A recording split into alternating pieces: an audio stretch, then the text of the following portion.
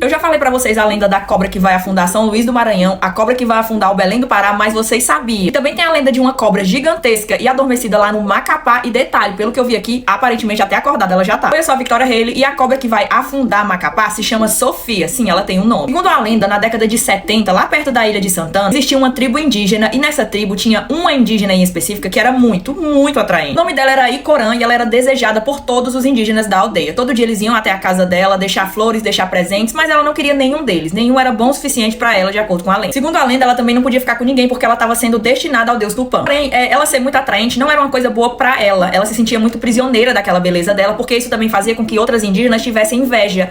Inveja ao ponto de não querer conversar com ela. Ela era muito sozinha, nem família ela tinha, aparentemente. Então ela passava o tempo todo presa dentro da casa dela e só saía durante a noite muito tarde, quando já não tinha ninguém circulando pela aldeia. Essa noite em específica, ela tinha ido até o rio se banhar, quando não tinha mais ninguém acordado. E quando ela chegou lá, um boto acabou vendo e se apaixonando por ela, porque ela era muito bonita. Esse boto se transformou em um cisne e se aproximou ali dela. Assim que ele conseguiu chegar mais perto, ele jogou um encantamento. Ele se transformou em um cara bem bonito, seduziu ela e ela tava encantada, então ela não sabia o que estava acontecendo. Eles acabaram tendo se é que vocês me entendem. Meses depois, ela percebeu que tava grávida, e foi só quando ela notou que tava grávida que ela foi perceber que aquela noite ela tinha sido mas no caso aqui na lenda fala que ela tinha percebido que tinha sido vítima de um encantamento. Então, como ela ficou muito desesperada, era muito jovem também, ela correu pras matas, se escondeu até ter a criança. Ela tinha muito medo também do que as pessoas iam achar, até porque a criança não tinha pai. A criança filha de boto, né? Quando ela teve uma menina, no caso era uma menina, ela colocou o nome dela de Sofia, e foi só isso que ela fez antes de pegar a criança e jogar nas águas do rio. O boto acabou vendo tudo o que ela fez e ficou com muita pena, se sentindo arrependido pelo que fez com ela, então resolveu salvar a criança, transformando ela em uma cobra d'água. Só que essa cobra foi crescendo cada vez mais, de acordo com que os anos iam se passando, até que a Icorã, a indígena mãe da Sofia, se aproximou certa vez durante a noite do rio e se deparou com ela. Eu esqueci de falar pra vocês, mas a maior característica da Icorã, a indígena, era que ela tinha olhos muito bonitos e eles tinham cor de mel. Então, quando ela viu aquela cobra gigantesca sair de dentro do rio, ela notou que a cobra tinha os olhos da mesma cor que os dela. Como a cobra estava crescendo cada vez mais, ela ficava se movimentando e a terra se mexia debaixo d'água, que era onde ela estava, e acabou se transformando em um rio, porque a cobra era muito grande. Os mais velhos é o rio Matapi. Hoje em dia, a cobra Sofia, de acordo com a lenda, ainda mora nesse rio, mas ele fica embaixo de um porto. Eu não entendi muito bem. Dito que pelo fato das mudanças, né, das movimentações aí das placas tectônicas, hoje em dia a cobra mora no rio, na área urbana. A cobra mora em um porto e em 1993, dentro desse rio que ela mora,